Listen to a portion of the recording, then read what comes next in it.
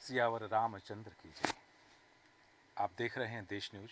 मैं सूरज पाठक। हमारे खास कार्यक्रम वो जो जानना जरूरी है में आप सभी का स्वागत करता हूं। इस कार्यक्रम में जो हमारी यात्रा है चलो राम की ओर, उसमें जैसे जैसे हम आगे बढ़ रहे हैं, बाबा तुलसी ने किस प्रसंग के माध्यम से क्या शिक्षा दी है, समाज को क्या सिखाने का प्रयास किया है, ईश्वर की लीलाओं का जो चित्रण गोस्वामी तुलसीदास जी ने किया है, उन कथाओं का, उन कथानकों का जो वास्तविक वर्णन है, उस वर्णन का और श्री रामचरितमानस को वर्तमान परिदृश्य में समझने का यह जो प्रयास है, जिस यात्रा का नाम है चलो राम की ओर, इस यात्रा में आज हम रावण का जन्म, कुंभकर्ण का जन्म और विभीषण का जन्म, ये जब होता है उसके बाद क्या घटनाक्रम होता है उस पर विमर्श करेंगे। खास मेहमान हमारे साथ हैं, आपका परिचय कराते हैं। हमारे साथ स्टूडियो में उपस्थित हैं परम श्रद्धेय कथावाचक रमेश शर्मा जी, आपका बहुत स्वागत है, सादर प्रणाम वंदन के साथ।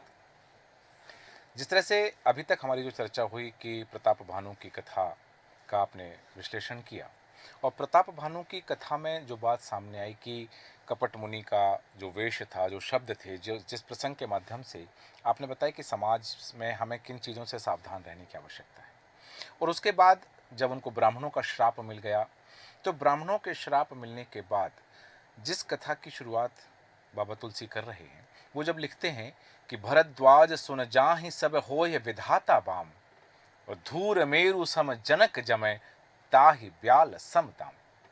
कई जगह हम देखते हैं कि बाबा तुलसी बहुत सरल भाषा में बहुत बड़ी बात कह जाते हैं, और कई बार बहुत क्लिष्ट शब्दों का प्रयोग भी उन्होंने किया है, और उनके शब्दों का जो गूढ़ अर्थ है, क्योंकि इसके बाद जब बाबा तुलसी लिखते हैं कि काल पाय मुनि सुन सोई राजा, भयहु निसाचर सहित समाजा, 10 सिर ताहि 20 भुजदंडा, रावण नाम वीर बरबंडा। ये जो कथानक है कि जहाँ से बाबा तुलसी इस कथा का आरंभ कर रहे हैं, और वो कहते हैं कि भरद्वाज सुन जाहि जब होई विधाता बाम। तो भगवान की जो गति है, प्रारब्ध की जो स्थिति है, उस पर बाबा तुलसी का क्या मंतव्य है और हमें उससे क्या शिक्षा मिलती है? देखिए, निश्चित रूप से रामचरितमानस जो है वो राम कथा तो है, राम जी का पूरा वर्णन है, और राम जी के वर्णन के साथ ब्रह्म को, परम ब्रह्म को और सृष्टि के सारे रूपांतरों को हमसे अवगत कराती है। लेकिन इसके साथ साथ इस लीला का वर्णन करते हुए बाबा तुलसीदास जी ने समाज जीवन क्या हो सकता है, उसमें हमको क्या सावधानी बरतना होती है, उसका उन्होंने संदेश दिया है।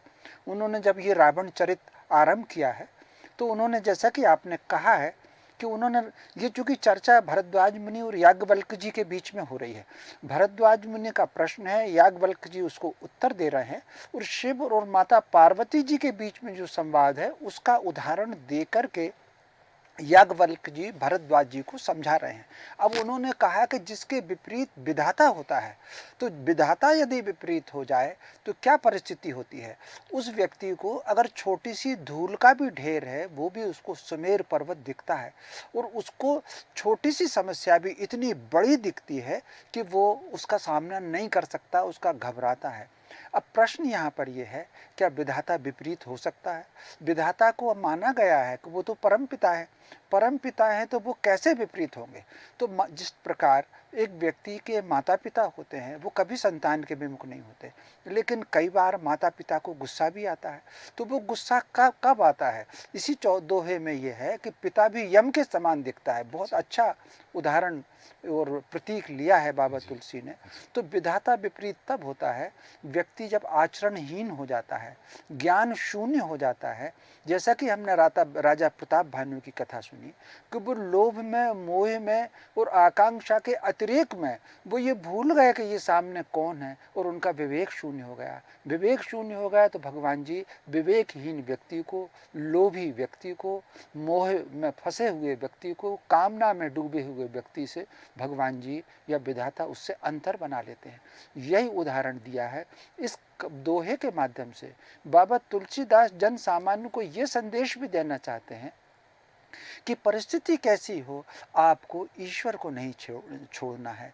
जैसे कि हम लोग आए हैं अभी 173-72 जी। दोहे के पर तक आ गए हैं। जी। तो जो पहला श्लोक लिखा है उन्होंने मंगलाचरण का, जी। वहाँ से लेकर के अब तक बाबा तुलसीदास जी ने हर प्रसंग में, वो संतों की महिमा हो, असंतों की हो, दुष्टों की हो, प्रताप भानु का चरित हो, माता पार्वती और शिव का हो, सती का हो, वहाँ उन्होंने आप अपना मूल ना छोड़ें, विवेक शून्य ना हो, विवेक से जागृत रहें और ईश्वर को सदैव स्मरण करते रहें। ईश्वर के कथन पर कोई शंका ना हो, ईश्वर पर ध्यान रख करके चलें, ये इस दोहे का है। और अगर आपका आचरण समाप्त हो जाएगा, ज्ञान अगर आपका शून्य हो जाएगा, डूब जाएंगे, तो विधाता आपके विपरीत होगा, और विधाता विपरीत होगा, आप जी नहीं सकते। धूल का छोटा सा कण भी आपको सुमेर पर्वत लगेगा। बहुत उत्तम बात आपने कही कि विधाता कभी विपरीत न हो। यदि विधाता आपके विपरीत हैं, आपके आराध्य जिन्हें आप मानते हैं, जो आपके इष्ट हैं, यदि वही विपरीत हो गए तो फिर आपकी सहायता कौन करेगा। यहाँ जिस कथा की हम बात कर रहे हैं प्रभुवर की, जैसा कि बाबा तुलसी ने लिखा रावण के जन्म के विषय में, उन्होंने लिखा कि प्रताप भानु की कथा जो आपने बताई, काल पाय मुनि सुन सोई राजा, भयहु निसाचर सहित समाजा, 10 सिर ताहि 20 भुजदंडा, रावण नाम वीर बरबंडा, भूप अनूप अरिमर्दन नामा, भयहु सुकुंभ करण बल धामा। और सचिव जो रहा धर्म रुचि जासु, भयहु विमात्र बंध लघु तासु, नाम विभीषण जेहि जग जाना, विष्णु भगत विज्ञान निधाना।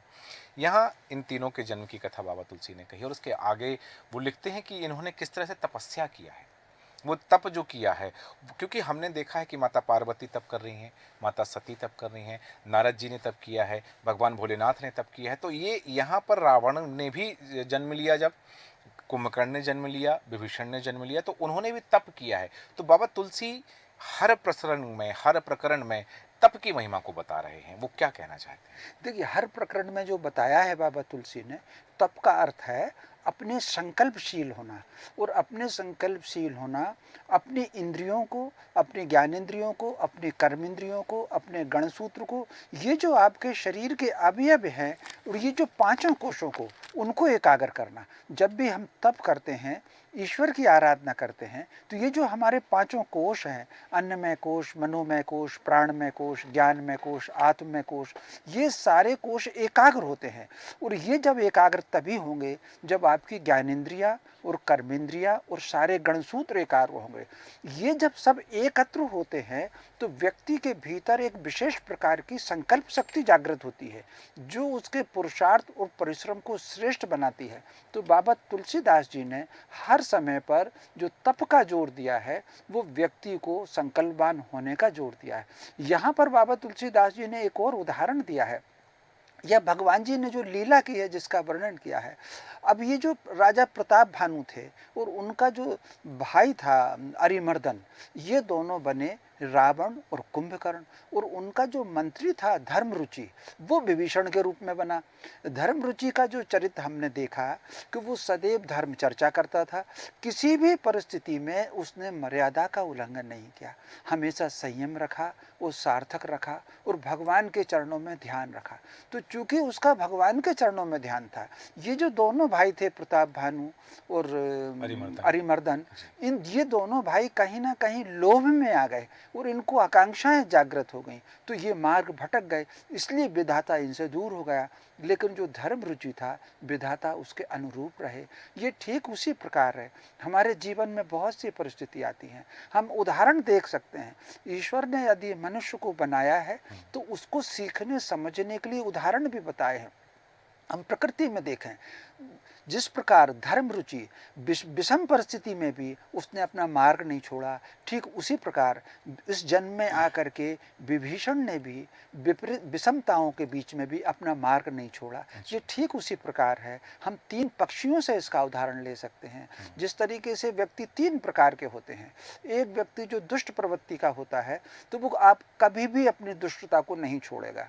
एक व्यक्ति जो होता है सज्जनों के साथ में रहेगा तो सज्जन सी बात करेगा, दुष्ट दुष्ट के साथ जाएगा तो दुष्ट जैसा हो जाएगा, वो समय को देख करके अपना रंग बदलता है। एक तीसरा व्यक्ति होता है, कुछ भी परिस्थिति हो वो अपना अडिग रहता है। इसका उदाहरण हम हंस से ले सकते हैं।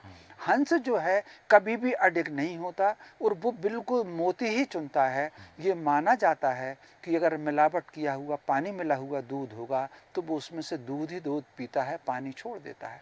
तोता को हम देखें तो वो साधु के पास होगा, राम राम करेगा, दुष्ट के पास होगा, गालियां देना शुरू करेगा। लेकिन वहीं हम कागा को देखें, वो मंदिर पर भी अगर रहेगा तब भी कहीं ना कहीं ढूंढ करके जा करके मांसाहार जरूर कर लेगा। तो ये जो प्रवृत्तियां होती हैं, तो यहाँ विभीषण धर्म रुचि ने जो विभीषण जैसा लिया है। अब पिछले जन्म में भी आप देखिए राजा प्रताप भानु के यहाँ धर्म रुचि का आचरण बिल्कुल अलग रहा। ठीक उसी प्रकार इस जन्म में भी रहा। बाबा तुलसीदास ने दो शब्दों का उपयोग किया है विभीषण के लिए, एक ज्ञान और एक विज्ञान। ज्ञान क्या होता है? ज्ञान सांसारिक होता है, जीवन जीने के सारे तरीके होते हैं, क्या अच्छा है क्या बुरा है वो सोचने का होता है। और विज्ञान विशिष्ट ज्ञान को कहा गया है। इसे हम आधुनिक शब्दों में तकनीकी का विशिष्ट ज्ञान कह लें। और आध्यात्म की दृष्टि से हमें आत्म का बोध, जो आध्यात्म और परम ब्रह्म है उसको पहचानना, जो अनादि है, जो अनंत है, जो सगुण भी है और निर्गुण भी है, उससे भी ऊपर है। उसकी कोई उपाधि नहीं है, उसको कोई नाम नहीं दिया जा सकता, वो सीमित नहीं हो सकता। तो उसको समझना। तो आध्यात्म की दृष्टि से विज्ञान आध्यात्म को समझना है और संसार की दृष्टि से विज्ञान तकनीकी को समझना है, परमाणु को समझना है। तो यहाँ विभीषण के लिए उन्होंने ज्ञान और विज्ञान, इसका अर्थ है संसारिक और असंसारिक, लौकिक और अलौकिक। विभीषण इन दोनों ज्ञान के जानकार थे। बहुत उत्तम बात आपने कही कि विभीषण, क्योंकि पूर्व जन्म में जो कृत्य हमारे रहे हैं, जो विचारधारा रही है, हमारा भविष्य का जो जन्म होने वाला है, हम जिस कुल में जाने वाले हैं, जिस योनि में जाने वाले हैं, वह पूर्व जन्म के कर्मों पर निर्भर होती है। बाबा तुलसी ने भी यहाँ लिखा है कि उपजे यद्यपि पुलस्त कुल पावल अमल अनूप, तदपि महीश्वर श्राप बसे भय सकल अघरूप। और यहाँ भले ही ये तीनों पुलस्त कुल में उपजे थे, पुलस्त कुल का जो उन्होंने कहा कि पावन है, अमल है, अनूप है, तद्यप उसके बावजूद भी तदपि महीश्वर श्राप बसे, ब्राह्मणों के श्राप के कारण ये अघरूप को प्राप्त हुए हैं। यहाँ हम चर्चा करेंगे कि जिस तरह से देखा कि जब उन्होंने तपस्या की है और तपस्या के बाद में भगवान से वरदान मांगा है, तब एक बाबा तुलसी लिखते हैं यहाँ पर कि गयहु निकट तब देख विधाता, मांगहु बर प्रसन्न मैं ताता। तब रावण ने कहा है कि कर बिनती पद गह दस सीसा, बोलहु बचन सुनहु जगदीसा। और ये जो वरदान, मैं तीनों के वरदान की मीमांसा चाहूँगा आपसे कि जो रावण ने वरदान मांगा कि हम काहू के मरहि न मारे, वानर मनुज जात दुई बारे, तो भगवान ने उन्हें एवं वस्तु कह दिया है कि मैं ब्रह्मा मिलित ही वर देहि। कुंभकर्ण के पास गए तो उन्होंने देखा कि जो यही खल नित्य करब आहारू, हो ही सब उजार संसारू, तो वहाँ पर सारद प्रेर तासुमति फेरी, मांग से नींद शाट मस केरी। तो यहाँ 6 माह की नींद मांग ली। यहाँ विभीषण के पास जब जाते हैं तब वो कहते हैं, बाबा तुलसी लिखते हैं कि तहि मांगहूँ भगवंत पद, कमल अमल अनुराग। ये बाबा तुलसी लिखते हैं यहाँ पर कि जब विभीषण के पास वो गए हैं कि गए विभीषण पास पुनि कहा पुत्र बर मांग, क्योंकि यहाँ जो शब्द लिखा है बाबा ने कि पुत्र बर मांग, ये विभीषण के लिए लिखा है। रावण और कुंभकर्ण के पास जब भगवान जाते हैं वरदान देने तब नहीं लिखा है कि कहा पुत्र बर मांग। तो ये तीनों के वरदान की मैं चाहूँगा कि जो तीनों ने वरदान मांगे हैं, विभीषण ने मांगा कि तहि मांगहूँ भगवंत पद, कमल अमल अनुराग, तो इन तीनों वरदानों की मीमांसा जरा आप कर दें। ये निश्चित रूप से ये जो तीनों जो वरदान तीनों ने मांगे हैं, ये तीनों वरदान भी तीनों व्यक्तियों की जो आंतरिक मनोदशा है उसका प्रकटीकरण है। जैसे रावण है, रावण ने क्या मांगा है? क्योंकि ये भगवान जी की लीला थी, तो रावण ने अपने लिए ये मांगा, ऐश्वर्य मांगा है, जीत मांगी है, उस श्रेष्ठता मांगी है और ये प्रयास किया है कि वो किसी से ना मारा जा सके, केवल मनुष्य और बानर। क्योंकि प्रभु की लीला भी थी तो मनुष्य और बानर। और चूंकि भगवान को ये शाप था कि जब भी वो मनुष्य देह रखेंगे तब उनके सहयोगी बानर होंगे, तो स्वाभाविक रूप से ये प्रभु की लीला के तहत जहाँ रावण ने ऐश्वर्य मांगा, धन मांगा, राज्य मांगा, अजेय स्थिति मांगी कि कोई पराजित ना कर सके, वहीं उन्होंने कहा कि मुझे मनुष्य और बानर इन दो के अलावा कोई दैत्य या देव मुझे ना मार सकें। ठीक उसी प्रकार कुंभकर्ण को देखा तो यहाँ एक मानसिकता का भी प्रतीक होता है। जिस तरीके से कुछ लोग होते हैं, उनको कितना ही धन मिल जाए, कितनी संपत्ति मिल जाए, कुछ ऐश्वर्य भी मिल जाए, तभी भी उनका जो मोह है आगे बढ़ने का, वो मोह कभी समाप्त नहीं होता। ये उपलब्धियां दो प्रकार की होती हैं, एक तो परिश्रम से होती है, पुरुषार्थ से होती है, और एक दूसरी होती है बिना परिश्रम के, बिना पुरुषार्थ के, केवल हम कहीं से प्राप्त कर लें। तो वो जो कहीं ना कहीं जहाँ यहाँ जो वर्णन आया है, जो लीला का वर्णन आया है कि कुंभकर्ण जो था वो बहुत आहारी बहुत था, बहुत ज़्यादा भोजन करता था, तो ये लगा कि यदि ये जागता ही रहेगा तो जागता रहेगा तो सारा भोजन यही कर लेगा, अन्य लोगों को भोजन नहीं मिलेगा। तब माता सरस्वती ने उनकी बुद्धि ऐसी की कि उन्होंने अपनी निद्रा ही मांग ली। तो यहाँ पर भगवान जी को, परमात्मा को, विधाता को पूरे जगत की चिंता होती है। उनको लगा कि अन्य प्राणियों का भोजन समाप्त ना हो जाए, इसलिए उन्होंने माता सरस्वती को संकेत दिया और उन्होंने कुंभकर्ण की जो बुद्धि थी वो निद्रा की ओर कर दी। लेकिन धर्मरुचि जो आपके विभीषण के रूप में थे, उनकी पहले भी प्रभु के चरणों में थी और अभी भी वो उनके ध्यान प्रभु के चरणों में है। तो उन्होंने भक्ति ही मांगी और उन्होंने ये कहा कि मेरा अनुराग प्रभु के चरणों में रहे। हम देख लें, सारी पुराण कथाएं देख लें, सारी पुराण कथाओं में जिनमें थोड़ी सी असुर वृत्ति होती है, तो वो कामनाओं के वशीभूत होते हैं। वो भगवान का तप तो करते हैं, भगवान प्रकट भी होते हैं, क्योंकि भगवान की जो भी पूजन करेगा, दुष्ट करेगा उसके लिए भी वो प्रसन्न आते हैं, और सज्जन करेगा उसके लिए भी प्रसन्न होकर के उसको वरदान देने आते हैं। और तो वो जो दुष्ट प्रवृत्ति के लोग होते हैं, असुर प्रवृत्ति के लोग होते हैं, वो अपने लिए मांगते हैं, प्रभु से प्रभु की मांग नहीं करते, प्रभु से प्रभु का स्नेह नहीं मांगते। वो प्रयास ये करते हैं कि सारा कुछ मुझे मिल जाए, मैं ऐश्वर्य हो जाऊं, ये उनकी प्रवृत्ति होती है। तो भगवान जी सबको वरदान देते हैं, वो किसी को छोड़ते नहीं हैं। हम अपने जीवन में देखें, जो लोग साधु बनना चाहेगा उसको हमेशा सत्संग मिलेगा, अच्छे लोग मिलेंगे। जो परिश्रम करना चाहेगा भगवान जी उसको अवसर देंगे। कितने उदाहरण हैं जिन्होंने अपना जीवन शून्य से आरंभ किया और वो सृष्टि तक पहुँचे।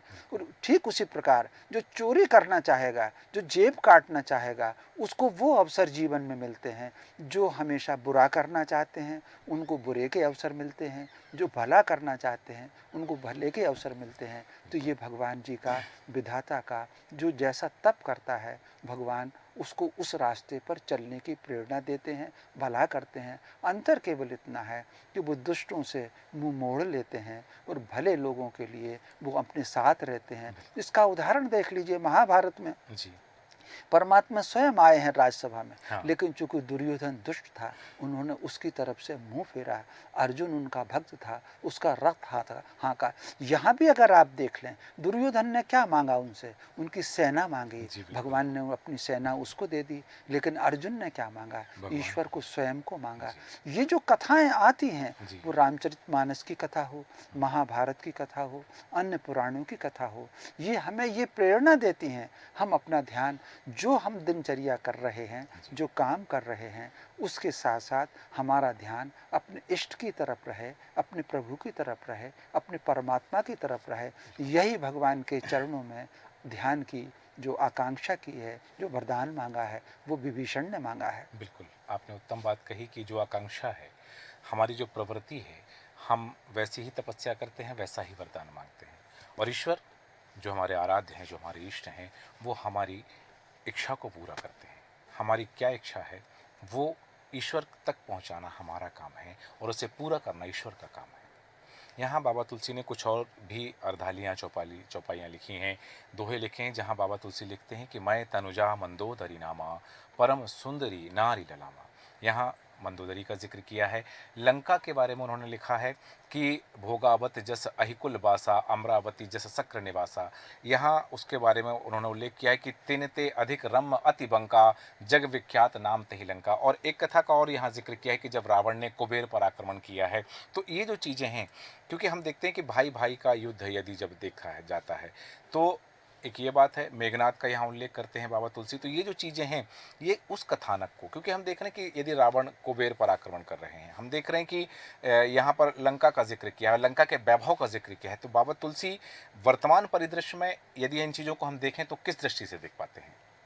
देखिए, स्वाभाविक रूप से यहाँ पर जो भाई-भाई के संघर्ष का आपने वर्णन किया जी। है, रावण के और कुबेर के पिता का नाम महर्षि विशर्वा था। जी। वो भगवान का बहुत तप करते थे और वो पुलस्त ऋषि, उत्तम कुल पुलस्त करनाती ये जी। चौपाई भी आई है, वो जी। पुलस्त ऋषि के वंशज में। तो विशर्वा की 2 पत्नियाँ थीं, एक का नाम इलाविदा था और एक का नाम केकसी था।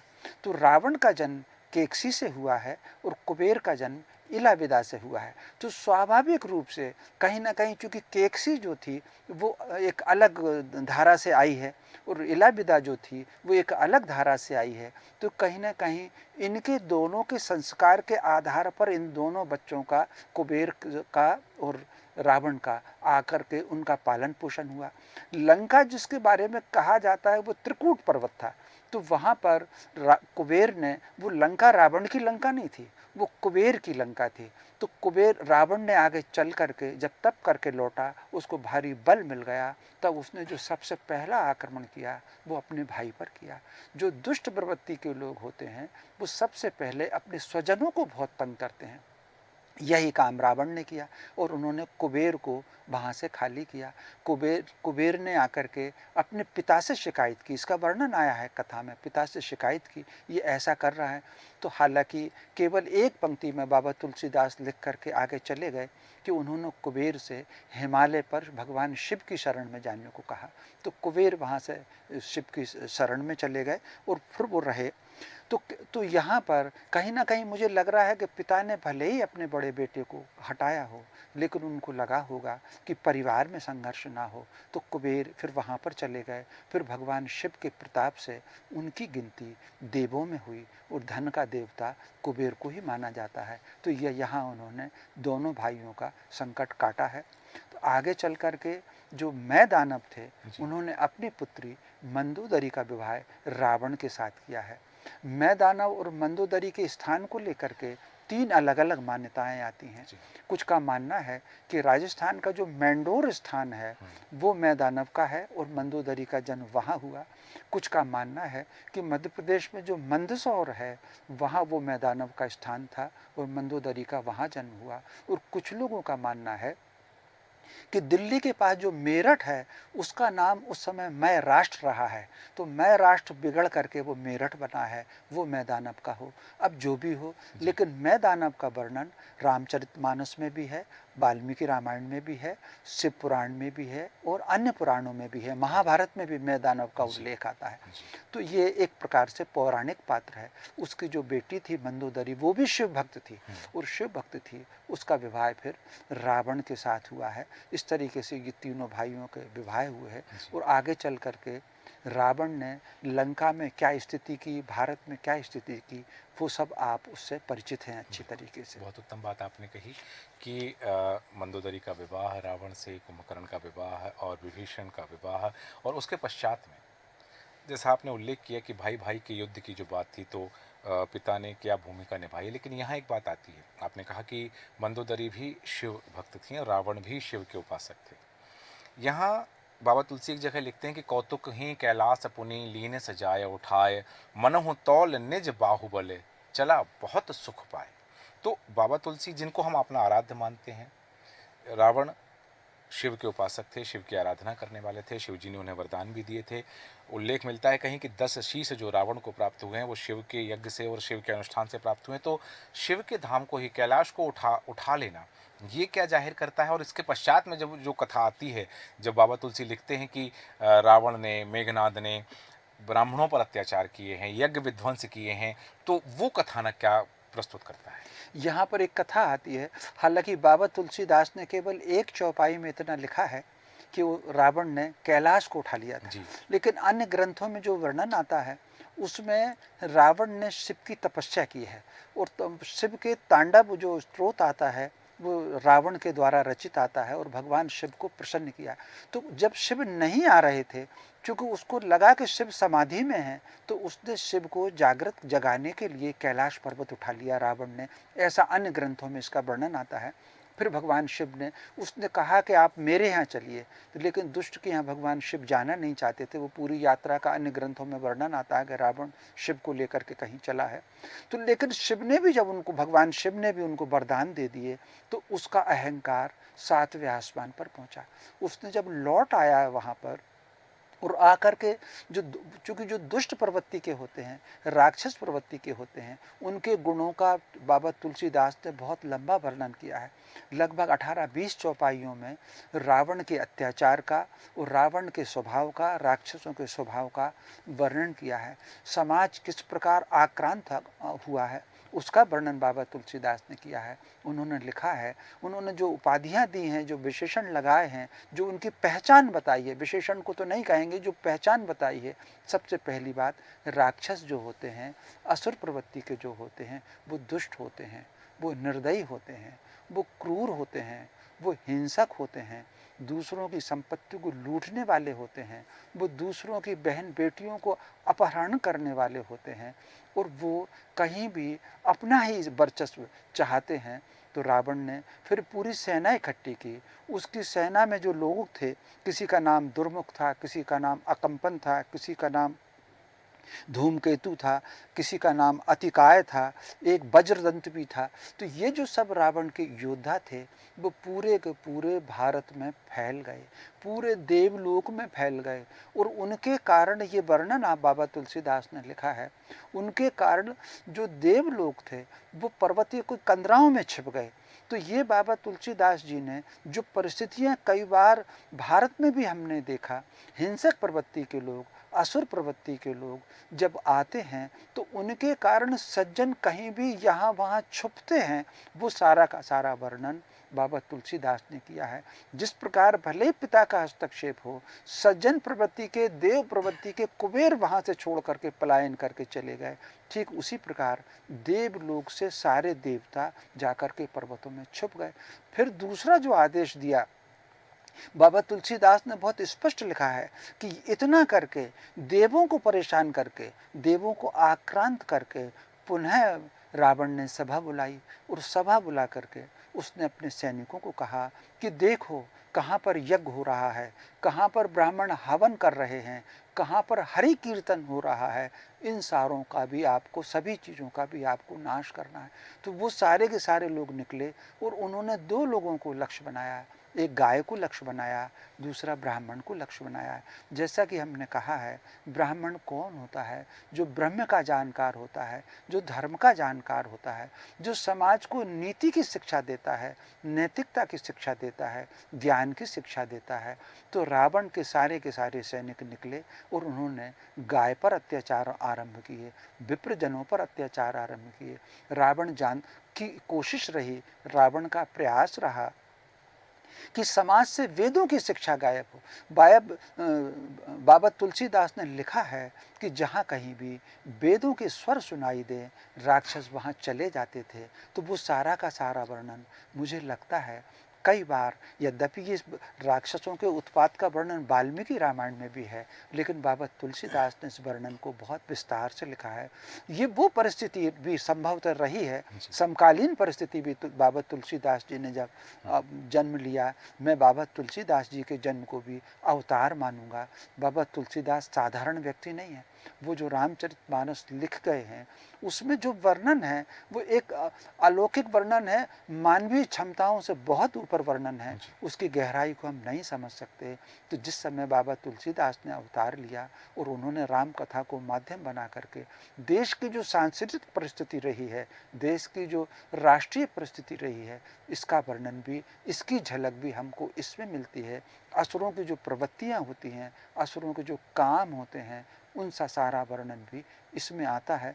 इस कथा में जो पूरा वर्णन जो बाबा तुलसीदास ने लिखा है, ये सज्जन लोगों को भी संदेश दिया है कि दुष्ट कब प्रभावी होते हैं, जब सज्जन पलायन आरंभ कर देते हैं। सज्जन, ठीक है कि उनकी सरलता है, सज्जनों में भीरुता नहीं होती, सज्जन निर्बल नहीं होता, लेकिन सज्जन कहीं ना कहीं प्रथम क्षण में, प्रथम दृष्टि में संघर्ष से दूर रहना चाहता है। ये जो बिसरवा ने, उनके पिता ने जो निर्णय लिया कि संघर्ष ना हो, उस जो उनका भाव, जो सात्विक भाव था, कि भाई भाई में संघर्ष ना हो, उसका दुरुपयोग किया रावण ने और उसका दुरुपयोग करके सारी संपत्ति छीन ली। ये पूरा वर्णन है। यहाँ तक कि पुष्पक विमान भी छीन जी, लिया। बिल्कुल। जब कुबेर जाने लगे तो कुबेर की इच्छा हुई कि वो पुष्पक विमान में बैठ करके हिमालय चले जाएं, लेकिन रावण ने उनसे वो संपत्ति भी छीन ली।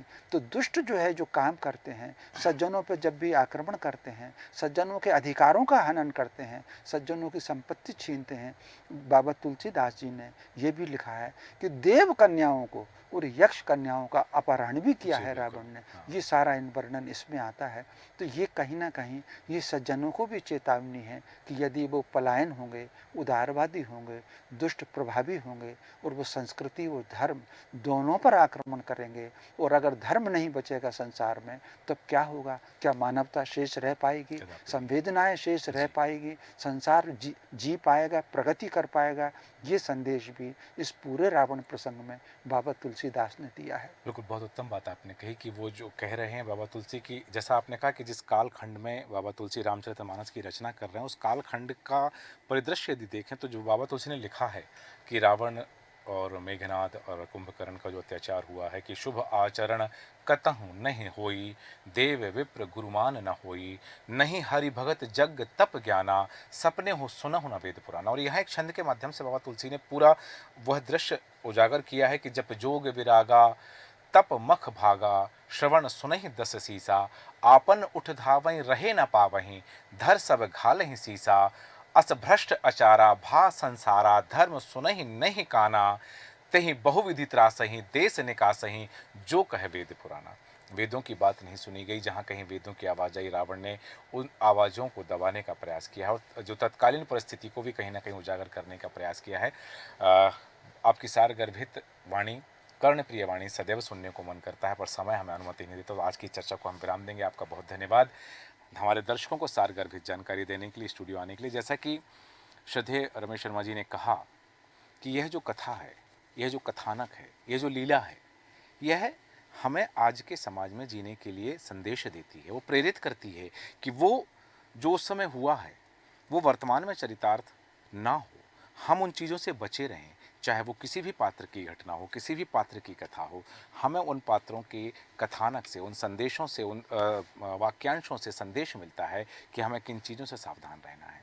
यहाँ यदि आताताई बढ़े हैं और उनकी हिम्मत बढ़ी है, तो इसलिए कि जो समर्थ थे, जो ऋषि थे, वो तपबल में थे। वो जैसा कि कहा श्रद्धेय रमेश शर्मा जी ने कि कोई एक्शन नहीं लिया गया, संघर्ष से थोड़ा सा पीछे रहे हैं, तो वो बढ़ पाए हैं कि वरण न जाए अनीत घोर निशाचर जो करहीं, और हिंसा पर अति प्रीत तिन के पाप ही कवन मिति।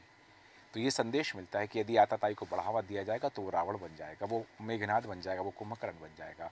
कहते हैं कि सांप का सर उठाने से पहले फन कुचल देना चाहिए, जो उस समय नहीं हुआ। लेकिन यहाँ हमें शिक्षा मिलती है, हमें ज्ञान मिलता है कि हम अपने धर्म की रक्षा कैसे करें और अपने कर्म किस आधार पर रखें। ये बाबा तुलसी हमें सिखाते हैं। कल फिर ऐसे ही एक मार्मिक और ज्ञानवर्धक प्रसंग के साथ होगी आपसे मुलाकात। आप बने रहें देश न्यूज के साथ। नमस्कार।